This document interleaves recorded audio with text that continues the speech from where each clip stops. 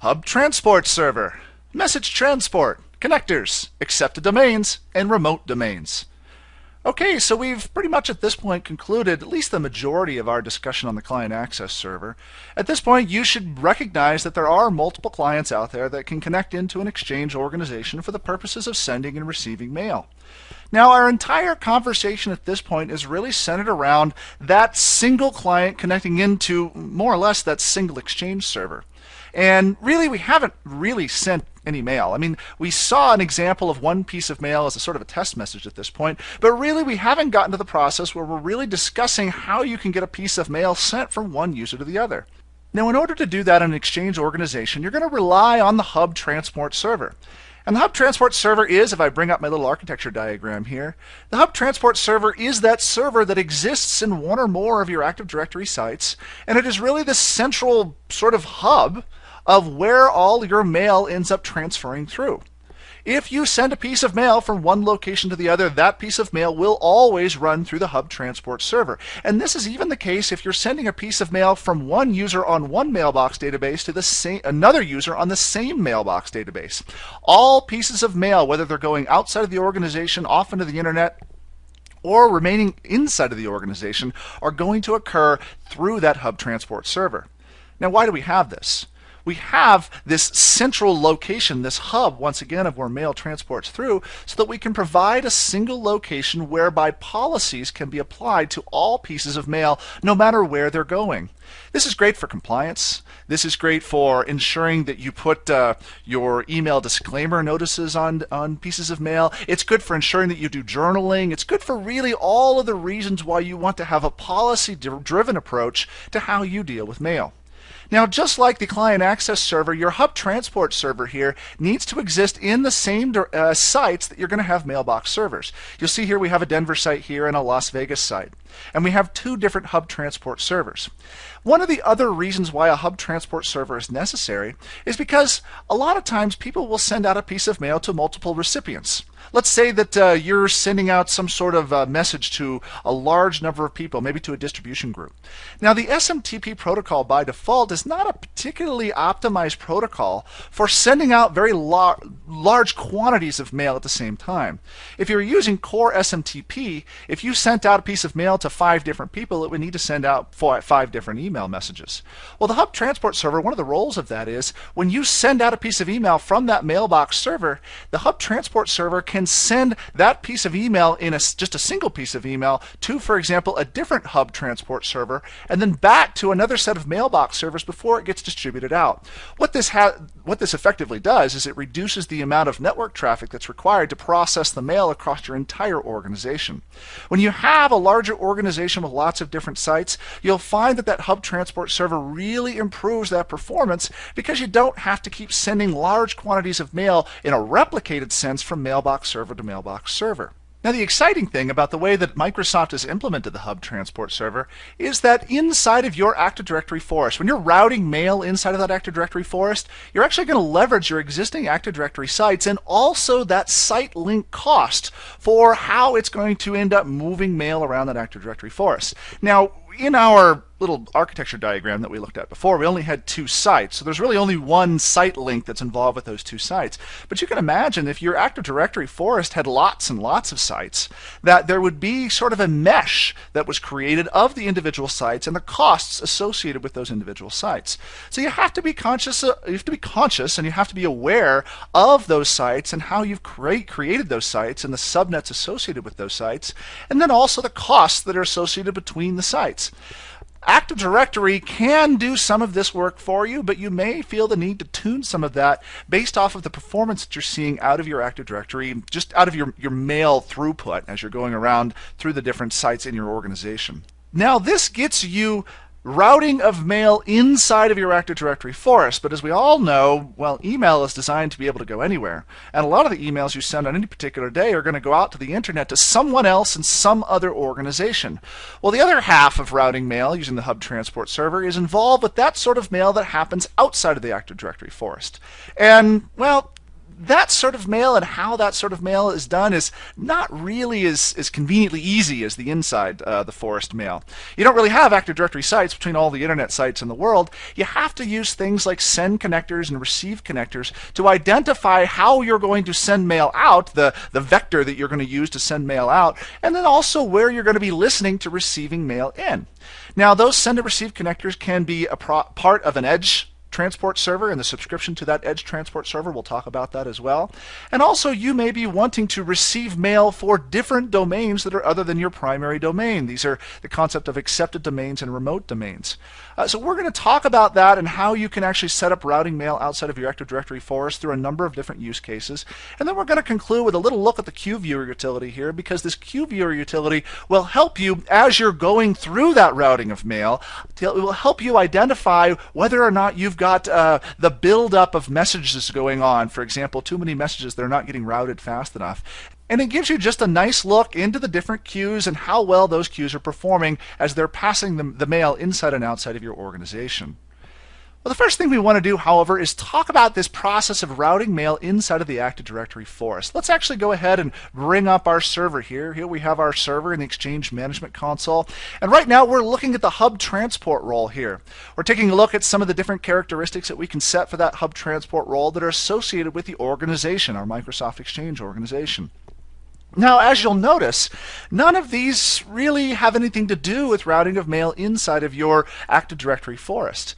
What you really need to take a look at is not necessarily here inside of the Exchange Management Console, but is back here in Active Directory Sites and Services. We were here already once before when we created that Denver site not too long ago. Now, one of the things we can talk about here is actually creating an additional site, that Las Vegas site, like we were discussing in the architecture diagram. Let's go ahead and create that Las Vegas site here, and we will connect that site via the default IP site, or the default IP site link with transport IP. Now, down here we have this Las Vegas site. We currently have no servers in it, but we could potentially put a domain controller in that site a little later on. The other thing that we might want to do actually is create a subnet for that site. We'll call it 192.168-1-0/24. So instead of being the 0.0 subnet, this is going to be the 1.0 subnet that's associated with the Las Vegas site. Now, more or less, right now we have two sites, the Denver site and the Las Vegas site. And we have one site link that connects the two. This is this default IP site link here. If I take a look at the properties of this site link, you can see that these two sites are currently being connected via that site link, and they have a cost of 100. As the number of sites in your organization grows, you will probably be adding more sites and connecting those sites via site links. You may also be establishing costs associated with those site links if you have different connection speeds or throughputs for those sites. It is this process that will instruct Exchange how to route mail, because Exchange looks at these site links for determining, well, what are the costs associated with getting a piece of mail from this site to this site to this site. So be conscious once again of those Active Directory sites and services, and just make sure that your sites and subnets and links are all set appropriately, and then you'll ensure that you've got the best routing of mail inside of your Active Directory forest. Once again, this process really only gets you the routing of mail inside of your forest. You know, you probably really want to set up some sort of mechanism to get mail outside of that Active Directory forest as well, so you can email other people around on the internet. Now, that is done using things like send connectors and receive connectors and all these different tabs up here. But I want to do something just a little bit different here. I want to, because there are so many different options that are available for doing message transport in Exchange 2010, I want to spend a little bit of time actually kind of going through the different possibilities that are out there so that you're at least comfortable with all of these different tabs. Now, we've already talked about the process of routing mail inside of the Active Directory forest and how that hub-to-hub routing within that Active Directory forest is going to use those AD sites. So that's kind of the easy part. But I want to spend just a minute or two kind of giving you the cheat sheet, if you will, associated with these different connectors and different things you have to be aware of as you're setting up your organization for routing mail out to the internet. First and foremost, there are two different connectors that are absolutely required for your Exchange organization to simply function with the rest of the world. The first is a send connector, and the second is a receive connector. Now, these should be pretty obvious. A send connector creates a logical connection to some sort of remote email system for the purposes of sending mail outbound. Now, you may have perhaps some sort of device sitting on your DMZ, sitting on your edge. You may have some sort of Unix box or Linux box. You may have a mail provider that takes care of routing mail once it leaves your organization and then out to the rest of the world. Whatever device that you are using to finish the routing of mail, or I guess I should say to begin the routing of mail to the internet, that's going to be the device at the other side of a send connector. You will need to enter in information about that connector and about its location on the network and other elements so that your Exchange organization knows where to send mail out to. Now, this is very different than a receive connector. A receive connector works in the opposite direction. It serves as more or less the logical gateway in which all of your inbound messages are received.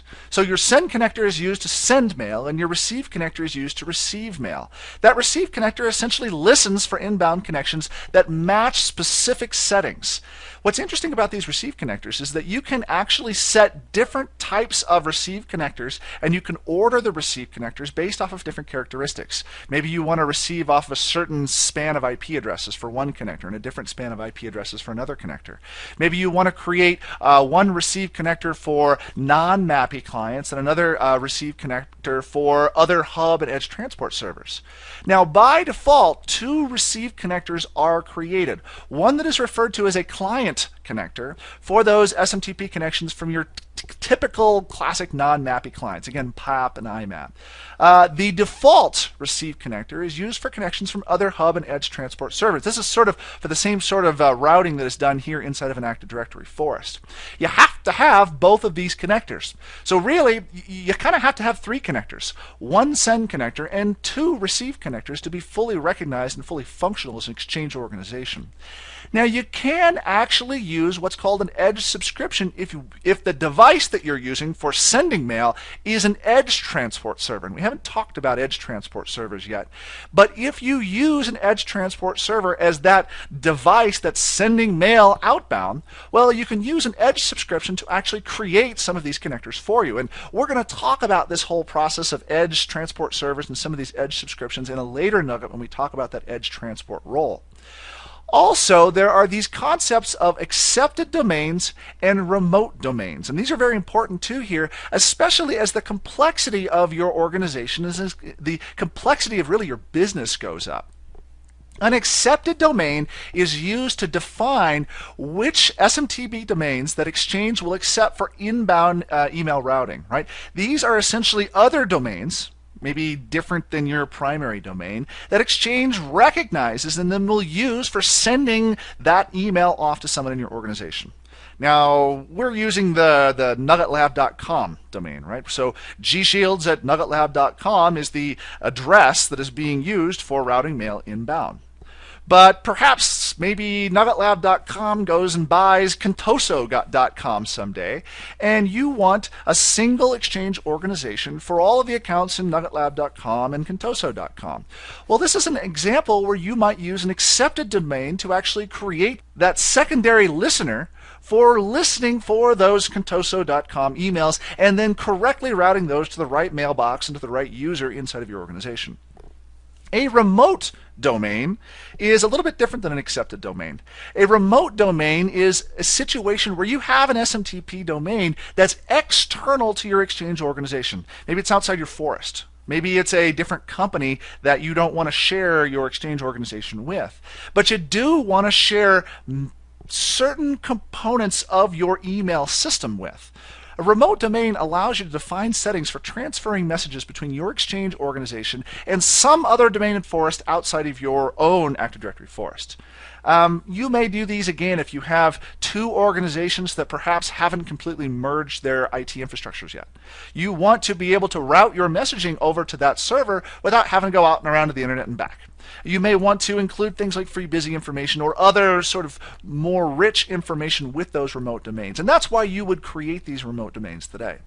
Now, use this as your cheat sheet. As I said, some of these are somewhat complicated in the way they're set up, and at least to me, it seems useful to kind of get an understanding of all these particular options are before we launch directly into all these little tabs here, because there's a lot of tabs here with which to look at.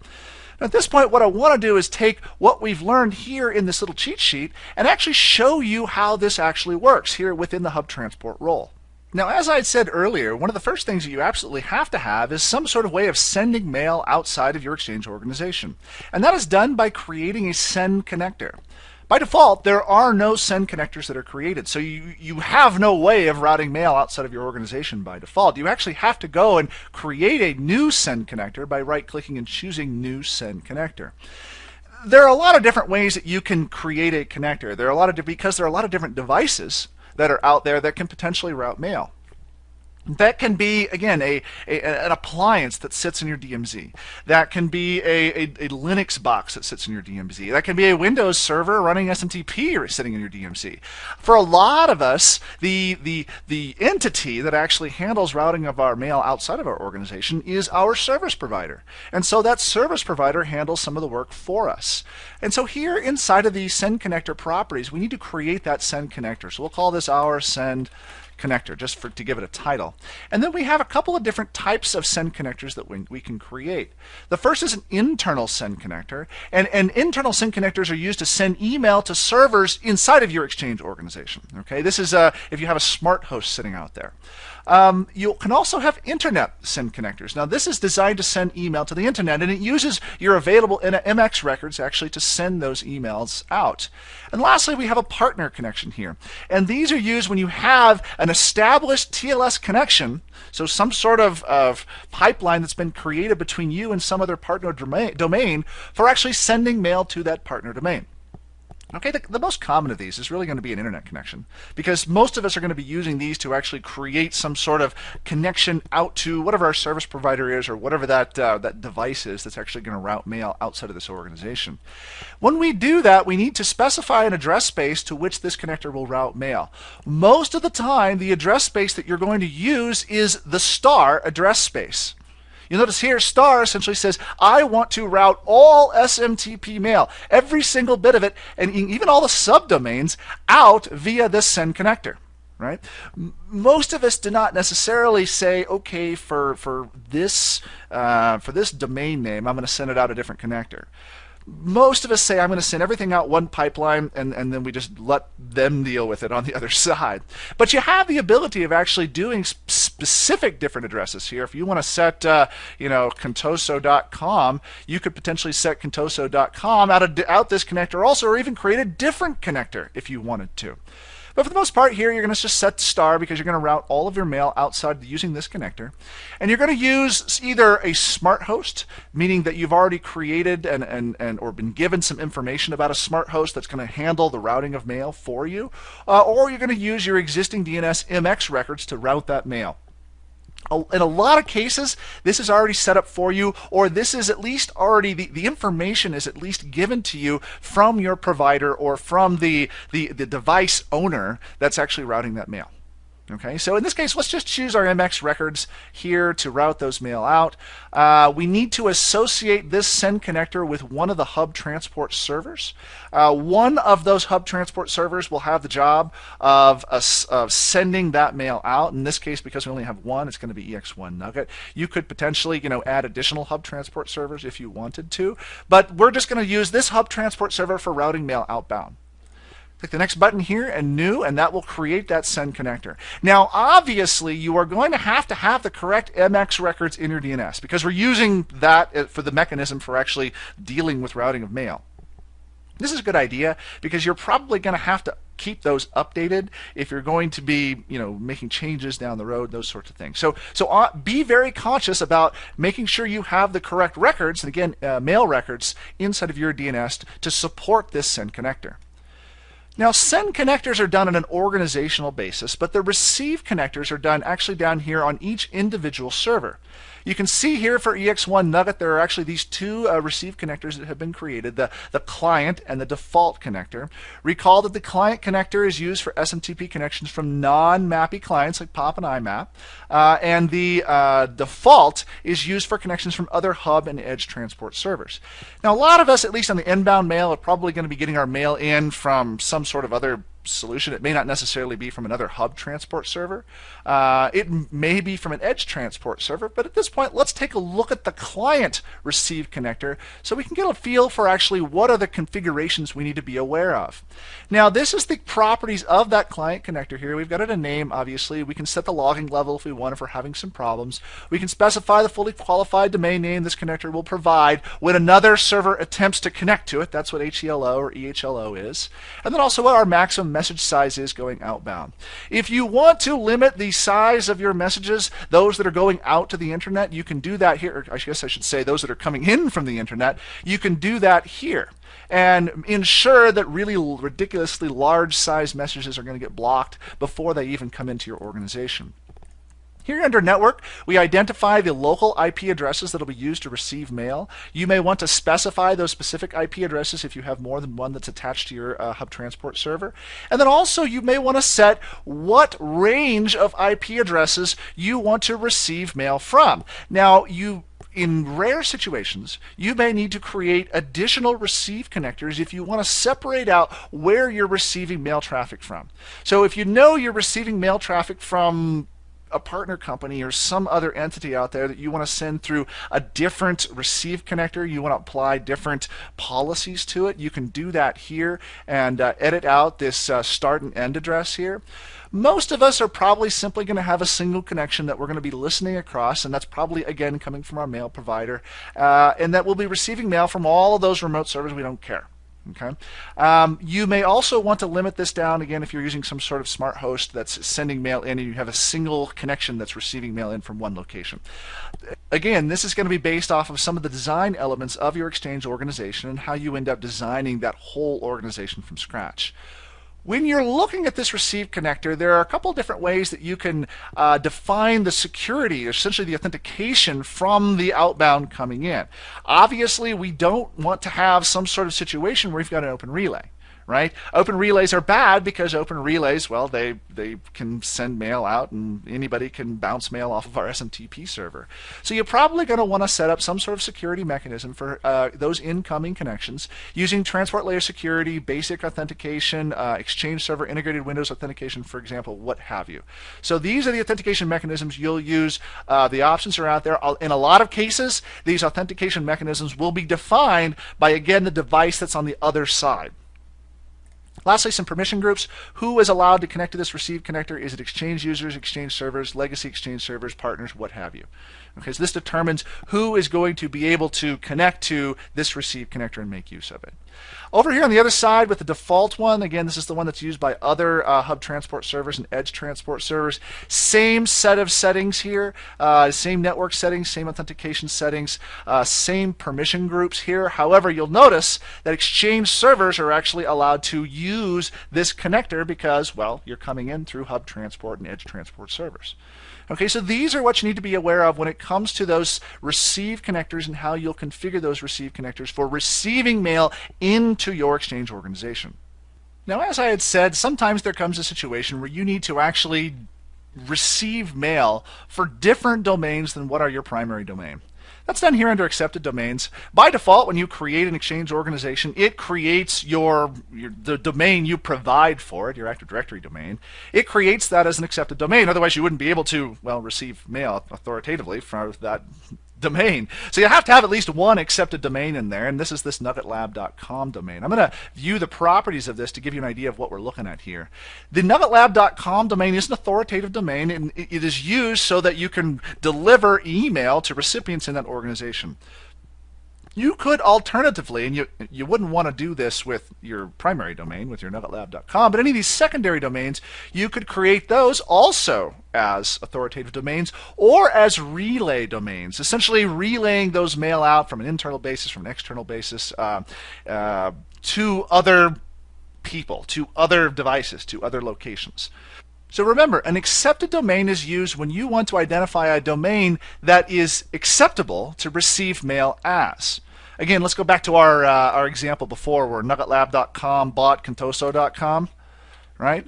If the contoso.com is indeed a domain that people have email addresses for, other people out in the world have bob@contoso.com, and they still want to be able to send mail to contoso.com, right? And you want to be able to receive it and route it to the right person inside, well, you will put this as an accepted domain, right? Internally, you may be dealing with some other elements. You may be need to create some other alternate email addresses. You may need to deal with some other things inside to be able to route this to the right person. But this is how you will instruct those servers to at least receive the mail so it can be routed correctly. So this is just one of those steps involved. If we want to receive mail for Contoso.com here's the accepted domain name. We want to choose this as an authoritative domain, again, because in this example we've bought Contoso.com and we are considered authoritative for Contoso.com. We could also use it as a relay if we wanted to. If we click the new button here, that's going to create that additional accepted domain. And now I will be able to receive email from whomever at Contoso.com. Lastly is this concept of remote domains. Recall that a remote domain is an SMTP domain that's external to your Exchange organization. It's used to define those settings for message transfer between your organization and someone else outside of your Active Directory forest. Now, by default, you have a policy for remote domains, essentially the star domain, which is everybody else. And that policy essentially says that for everyone else, you're going to allow external out-of-office messages only. Remember, as I talked about before, this is some of this more rich content that you would use in defining that, how you would handle out-of-office stuff. Now, you can allow no out-of-office messages if you wanted to. A lot of organizations don't want to forward out-of-office messages outside of their organization because it becomes a way for would-be spammers to get hard IP addresses. So you can potentially say, outside of our organization, I don't want to deliver any of those out-of-office messages. Or I could allow external out-of-office messages and legacy out-of-office messages of various different types. If I'm sending mail, I can choose some of the message format for how I'm sending that mail as well. Do I want to allow automatic replies or forward? Do I want to allow delivery reports or NDRs, for example, display sender name on messages, etc., etc.? Do I want to allow Exchange rich text format, which sometimes some organizations want to convert all of their email outbound so that they use, for example, a regular text format? So these are the properties you would use for those external domains. You can create another new remote domain if you want. Remember that whole Contoso.com acquisition we were talking about? If we had Contoso.com, perhaps it wasn't necessarily that we were receiving Contoso.com, but instead we wanted to send mail to Contoso.com with some additional characteristics. We could do so by creating that Contoso.com remote domain and then applying some of these characteristics to that remote domain here. You probably wouldn't want to do a remote domain and an accepted domain of the same name here. You probably have different use cases for both, so we're going to go ahead and remove this for now. But it gives you an idea for why you would create those remote domains here inside of the Exchange Management Console. Now the last little trick I want to show you here, and this is kind of an aside, but it's just kind of a neat little tool that comes in handy when you're going through the administration of your Exchange server. This is down here under the toolbox, and what I want to take a look at here is the queue viewer. And the queue viewer allows you to manage some of those Exchange mail queues, and it comes up as an MMC console, and it takes a look at the available mail queues. Now the idea here with this queue viewer is that it provides a mechanism for helping you troubleshoot when you've got mail backing up. Right? Maybe somebody's sending out 500 messages every second, and your server can't handle the load, and so the mail is taking far too long to actually be queued outbound whenever it's being sent. Well, the queue viewer helps you take a look at the different queues that are available, and even potentially the messages that are in those queues to identify, well, who's causing the problem, or why is the problem occurring. You can see here that under submission, we have a delivery type of undefined. The queue is ready. There are currently 0 messages in the queue. Now, I don't have any clients that are actually working with this domain right now. My Windows 7 client is, not sending any messages currently. So our queue is going to be relatively small. But once we have this queue, if we have, especially a large organization, we can take a look at this queue, potentially even view the individual messages in this queue also to get a little more information about what's going on with the transfer of mail in our organization. Again, very handy little troubleshooting tool when it comes to this whole mail transport concept for helping you identify when you've got some problems. So what have we talked about in this nugget? We've talked about the whole process of the hub transport server and really kind of the core processes, I think I'll say, the transport, the message transport things that you need to know just to simply get your organization up and running. We talked about connectors. We talked about routing mail inside of the Active Directory forest and also those special connectors that are used for routing mail outside of the Active Directory forest. And then we talked about Edge subscriptions just a little bit, which we'll focus a little bit more on when we talk about the Edge transport role. And then this concept of accepted and remote domains for some of those special cases. Lastly, we talked about this queue viewer utility, which is a nice little troubleshooting tool for helping you identify when your queues are backing up. I hope this has been informative for you, and I'd like to thank you for viewing.